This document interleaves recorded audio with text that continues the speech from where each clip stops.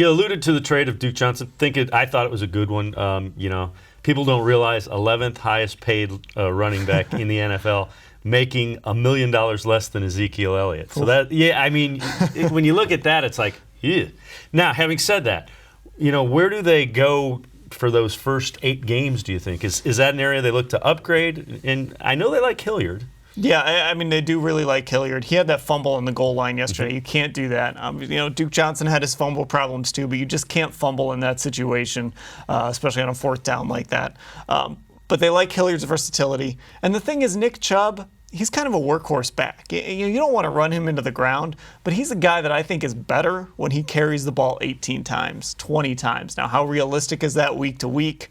Yeah, I don't know. In the modern NFL, you don't see that a lot, but the Browns do have kind of an old school back. Duke Johnson used to call him old school. They have an old school back who can carry the ball 18 times, 20 times. So if they do want to kind of not run him into the ground, but really kind of put the workload heavily on him, I think he's the guy that can handle it.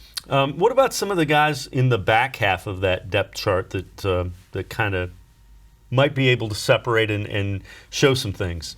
Well, they have DAndre Johnson, who's a guy that heard Duke chants every time he touched the ball at training camp. Everybody thought it was Duke Johnson, who was actually standing on the sideline. But he's a guy that has an opportunity now to maybe step up. And there was some confusion when people were looking at a box score last night. They'd see D. Johnson, and then, wait, I thought the Browns traded him. This kind of opens the door for a kid like A.J. Ouellette out of OU. I don't think he really had a chance, and I don't know that he has a chance to make the roster, but now maybe he can sneak onto the practice squad or something. It's going to give a guy like that some more reps and more of an opportunity, especially as we get to like the 4th preseason game. And the other thing is you can be sure John Dorsey will be keeping his eye on what happens. There are still some veteran free agent running backs, but my guess is if the Browns were really interested, they'd probably been exploring that a little bit heavily already. Yeah, the reality is they're just trying to get through until Kareem Hunt comes back. And I do think we're going to see a very pass-heavy offense.